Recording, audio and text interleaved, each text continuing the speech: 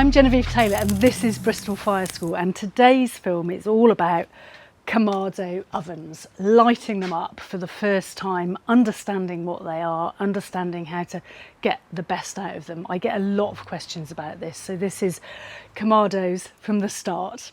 I wonder if Kamados have a reputation for being complicated that is not deserved. The principle is actually ridiculously simple.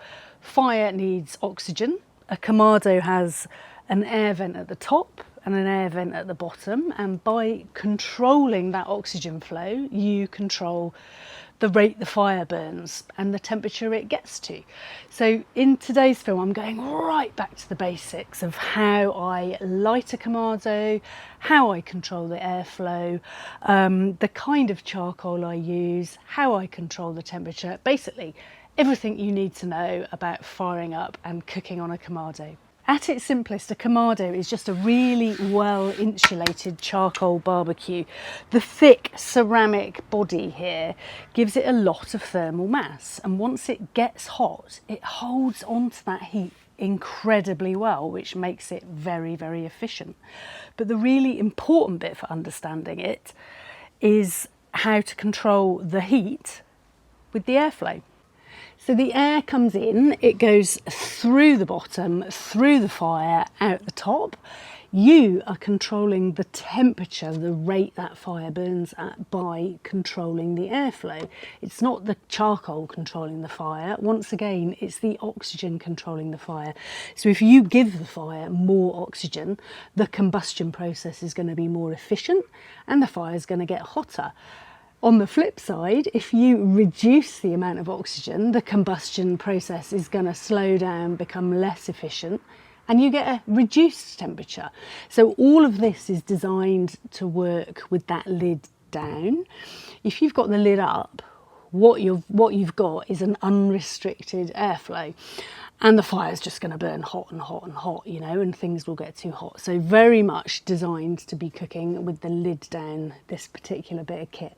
So as always with any of my fires, I start with really good quality lumpwood charcoal. This is an ash charcoal, but there's an important distinction between how I use charcoal in a Kamado style barbecue and how I would use the charcoal in a kettle style barbecue.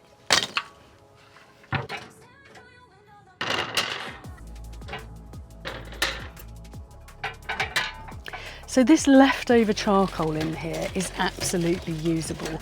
Old charcoal is always okay to use. Just give it a stir or a rake to knock away any loose ash, and that makes sure the airflow is not obstructed by the ash basically, and puts you in charge of the fire, not the old ash. There's no need to throw away perfectly good charcoal after every cook. And then I'm topping it up with fresh lumpwood charcoal. I pretty much always start with a full basket of charcoal. In a kettle you'll often see me use less charcoal. I just use the amount I think I need to get the cooking job done, but I don't do that here. I find a Kamado works much better with a good full bed of fuel and clear airflow through that fuel. But a full basket of charcoal doesn't mean I'm gonna burn a full basket of charcoal. So one single fire lighter, because I want the fire to start in one single place. How much of this charcoal actually burns depends on how much oxygen I give it. So you fill it with fuel and then you control how much of that fuel burns. At this stage I'm leaving the bottom vent fully open, the top vent fully open and the lid fully open, and that's going to give me plenty of oxygen. Once I've got a healthy fire established in the centre, the lid goes down, and because of that gasket all around the ring of the lid, essentially what you've got now is a really sealed, controlled system. So instead of that fire having an unlimited supply of air because the lid's up, I'm controlling the airflow through the vents, top and bottom. With those vents wide open, the temperature will begin to climb fairly quickly. This is where patience matters. A Kamado is made from a lot of ceramic, and as all that ceramic heats up, it stores an enormous amount of energy. So what I don't want to do is race past the temperature I want to cook at and then try and cool the cooker down. So I shut my air vents at a rough approximation of the temperature I think I want to cook at, around about 50 Celsius before it reaches that temperature. For example, here I'm aiming for a temperature of around about 200. So I'm shutting those vents down, it gets to 150. And I've taken a guess that I've shut them about half and half. And I always shut the vents the same at the top and the bottom, because you need air in and you need air out. And for me, it is much easier and simpler to remember approximately the temperature I'm going to get if I shut the vents the same, half and half for example, or a third and a third, you know, rather than adjusting different vents different amounts. It's just a much simpler system. The important thing is every time you make an adjustment on your air vents, you really have to allow that change to take effect. So do a little tweak and then wait 10 minutes just to see what your change does to the temperature dial. And I really don't think it's particularly important or valuable for me to tell you kind of ballpark figures. This is a guess based on my Kamado using the charcoal that I'm using in my own garden. So yeah, my vents are around about half shut, and I think that's going to give me a temperature of around about 200 Celsius. But I can't possibly know where you should shut your vents or open your vents, because I don't know what charcoal you're using. It makes a big difference. So oak charcoal, for example, needs a lot more air to give the same temperature as ash charcoal. I don't know how exposed your garden is. You know, if your air vents are faced into the prevailing wind, it's going to get a lot more oxygen. Whereas if your Kamado is sited in a very sheltered part of your garden, it's going to get a lot less oxygen. So there's absolutely no way I could 100% tell you where you need to have your own air vents. So you've just got to learn your kit, your vents, with the charcoal you're using in your particular garden. So don't fiddle with the vents every 20 seconds. You've just got to let the process happen. And another really important thing is don't keep lifting that lid to see what's going on inside, because every time you lift the lid, you're going to change what's going on inside, and you're basically going to make it hotter by letting in that big whoosh of oxygen. So you've got to trust the process, basically. If this dial is going up, you're moving in the right direction. If it is being stubborn and not going up, you know, you probably have shut it down a little bit too much, a little bit too quickly. But I find these things are much easier to heat up than they are to cool down. And what you really want to try and avoid, if you can, is overshooting the mark. You know, if I'm aiming for 200 and I've forgotten to shut my air vents down initially, which happens, and it's shot up to 300, it's going to be harder to get it back down to that 200. But a tip, because I've done this, definitely done this, if you overshoot the mark, my best advice would be to get a big stock pot of water, cold water, pop it in the grill bars, allow it to suck out some of that heat energy. You'll get a pan of boiling water real quick in the sink. Use it for your washing up, and you can just keep repeating that process to suck the energy out. But do not think that if you've overshot the mark, leaving the lid up is going to cool it down in any way, shape or form. It's just going to make it hotter. So you've got to trust that less air is going to cool it down eventually. This thermometer is measuring the temperature up here in the dome. And that won't necessarily, in fact, it won't be the same temperature as down on the cooking grate.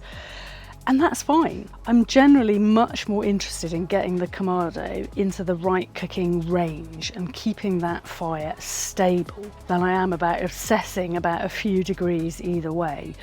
You know, to be honest, 10, 20 degrees hotter or cooler than your target temperature really isn't going to make a big amount of difference. Things will cook a bit quicker or they'll cook a bit slower. And actually, in the vast majority of cases, that is fine. It doesn't matter. So some ballpark figures that I like to aim for. If I'm doing low and slow smoking, I'm generally aiming for about 120 Celsius, 130, 140 Celsius. If I'm roasting, I might want 180, 200. If I'm baking, you know, it might be a cool bake, in which case it might be 160, 170. If I want a hot baking thing like Yorkshire puddings, it's going to be much hotter, like 200, 250, you know, that kind of temperature. If I'm grilling steak, again, I want a hot temperature, so sort of 200, 250. But these are ballpark figures. The exact numbers matter less than understanding how to get there and how to keep that fire stable once you do. There's one other thing you need to know before you start cooking, and this is an important safety thing. I don't just fling that lid open on a hot Kamado. I burp it, and all that means is just lifting that lid a crack, just to allow a bit of air to go in, pause for a few seconds, then I open it fully. When the hot charcoal has been burning with restricted oxygen because of the air vents, giving it a large supply of fresh air, if you get that lid up quick, can cause a flash of flame because it just gets a big whoosh of oxygen. So that's important, just to kind of get into that habit, little tiny crack, let the air stabilise, then open it all the way. And then when I'm actually cooking on the Kamado, you're going to see me doing this repeatedly because I want that lid down as much as possible, because the lid and the vents aren't separate from controlling that fire, they're part of it. When you've finished cooking, closing off a Kamado is actually incredibly simple. You just shut that top vent and shut that bottom vent, and then all your fuel is preserved for next time, because that oxygen-starved environment will put the fire out reasonably quickly, within 10 to 15 minutes. The Kamado will go cold and all of that fuel is then left for next time. So this is why you never need to worry about using a whole basket of charcoal in there, because it's all going to be there for next time. You're not wasting anything. And actually, Kamados are probably the most fuel efficient sort of fire cooking you can do. So that's really the basic principles of lighting and controlling a Kamado. So just to recap, a full basket of good lumpwood charcoal, a single fire lighter in the centre that then gets lit, and then that fire will burn gradually outwards using up the charcoal. How quickly or how slowly that process happens is down to you and how much air or how little air you give it. So more air is going to burn out quicker, less air is going to burn out slower.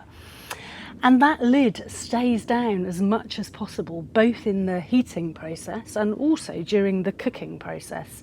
In the next film, I'm actually going to cook in it, and I'm going to show you how to create different heat zones within that one environment. And no, it doesn't involve moving that charcoal around. That charcoal stays exactly where it is.